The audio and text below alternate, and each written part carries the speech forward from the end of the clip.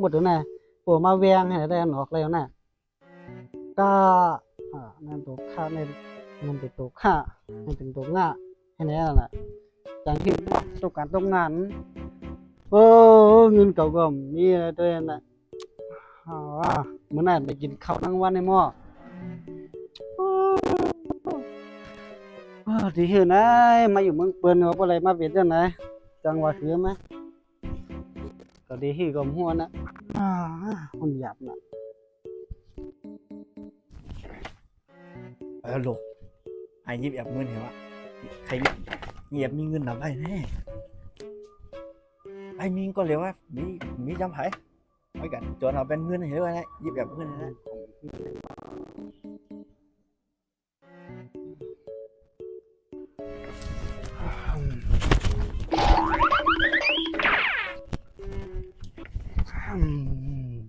อย่างเงินไอ้มีเฮียจ้าในไอ้ได้แอบเงินมาได้ก็มีเมียเบียข้ามเลยกินข้าวทั้งวันนะมื้อนั้นน่ะไม่กินข้าวแท่งไม่แห้งเลยมันได้กินข้าวมันหนังด้วยน่ะตกการตกการได้2-3วันเอาคันน่ะไม่อยู่ที่สูงเลยตกลงให้ไหนอ่ะแต่ตกการอันเบิ้นเฮ็ดการเฮ็ดงานทั้งนั้นกันละโคจะเบิ้นแค่ไม่เฮ็ดการได้ดีใจครับบ่เล่งให้นะบ่เล่งไม่เล่งให้นะบ่เล่งไม่เล่งให้น่ะก็ตุ้ยน้ำให้ก่อนพังให้ก็ได้ก็ว่าแหละมันจัง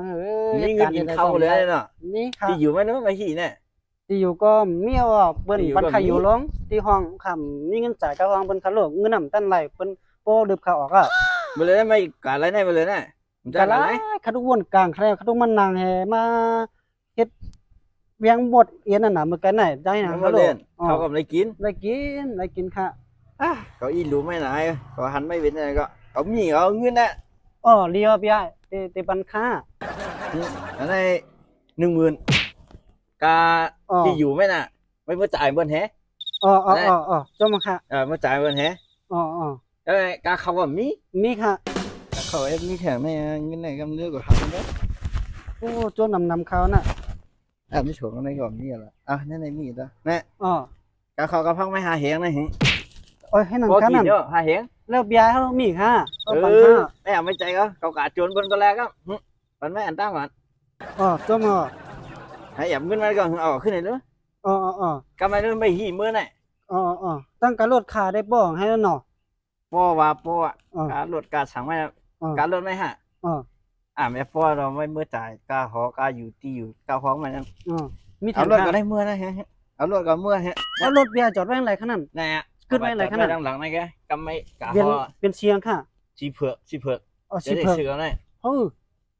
เป็นหอนตาอันมาขยันไหนรถเบียร์ไหนหอนตาก็จนว่ามาเนี่ยได้หาอะไรมาไงที่นั่นค่ะเอาหมวกในกับป้าเฮ้หมวกในกับหลวมกับมิดรถก็หาจนมันหาก็จมไทยดิแฉผมเดียวนั่นเนาะไทยกามเดียวละยังมันลงมากล้วยที่ไหนขนาดมันเป็นจ้าปอใหม่นะต่อให้หรอเอาถุงป้าเนี่ยเลี้ยเอาไงจุ่มมันอ่ะได้เมื่อไงก็เมื่อว่ามือชื่อไหนก็จนมาเลยมุ่งกล้วยค่ำเชนมาเอ็นนั่นหาเงินมาตัวเก็บขึ้นเนาะจมค่ะกันตัวค่ะเอาให้กับป้าเนี่ยสลดเลยขนาดนี่อันนี้ไม่ได้ใครกินแล้วเนี่ยเป็นหมื่นเป็นชั้นนั่นไหมคำดีค่ะเนี่ยคำดีค่ะเนี่ยก็โจรมียิ่งมาว่านเตี้ยนะใครใส่กันนะไม่เอานาลีอะไรกับป้าเนี่ยไม่มีขิงมีข้าวเยอะกันก็ได้กับโจรห้องบนไรนะกันเมียนอ่ะมีค่ะเอากับป้าเนี่ยจมนำคันนะมีทางปันแมวอ่ะกำทะเลป้าทะเลอ่ะช็อกดินอ่ะแคบดินขำแค่มาครับลูกใครช็อกดินอ่ะเอาแคบดินให้ปันเขากันนะว่าแคบดินห้าแหลกกันแคบดินมุงดินนั่นแม่ชื่ออะไรยังไงกับมันเงินไม่รู้มึงไงมามุงดินได้ชื่อของก็ไม่นะเพราะใครไรมุงดินไม่ก็ช็อกดินนั่นแหละถุงบ้าก็ไรจมมีเบียร์เนี่ยขยับแล้วเนี่ยขยับแล้วเนี่ยเอากันผ่านได้ผ่านว่าเนี่ยเนาะเมียนะค่ะมันทางเลยเนาะตกการฮัลโหลอย่างว่าน่ะอยู่เชื่อพันเชื่อโคก็มีจุดในก็ยังไงเมียนะค่ะมีจุดในเนาะในในรถก่อนนะอย่ามีเงี้ยก็เลยถอนแม่ในเหวว่าดอกในเขาชื่อโคกินรักเขาจนกันดีนะที่มันค้านั่นตอนไม่เห็นนะเบียร์แค่เจลีกเลยขนาดแต่ผมคลาดแล้วเอาจม ก็โจรบนหาไม่เฮ็ดโจรนะหมอนั่นไม่เฮ็ดอยู่หน้าตาจัง มัน ไง เฮ็ด นะ ค่ะทำเฮ็ดค่ะ ฮะ เฮ็ดค่ะมันดีค่ะโลดเดี๋ยวมันปั่นคันได้ดีนี่ก่อนเนาะก็มาปั่นคันได้เออ อย่าไปไม่เคย จมมาจมเลยผมมียาได้ซ่าคันไหน ใส่ท้องไม่กันละ อู้แค่มันได้ ก็ได้กูแต่หาโจรมันเฮาก็ได้ อันนี้คันนี้น่ะเนาะกนคันละปั่นค่ะ ตามที่เราโอ้ได้ก็มีตันนึงเฮาปั่นคันละ ฮะ ค่าเกียร์กันนั่นค่านุ่งถึงหนาวครับแม่นั่นน่ะ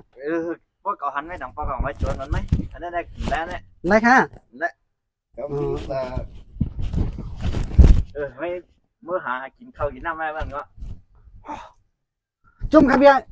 ไม่น่า จุ่มน้ำค่ะโอ้ค่ะกระโดดขาบะมีในขนมเกยหน่อจุ่มเบียร์น่ะข้าจังลูกกระโดดเหี้ยขามีอยู่ลืมเบียร์ปันโซขนาด ไม่เอามือละลาย เมื่อกันนะ มือละลาย น้ำแกะ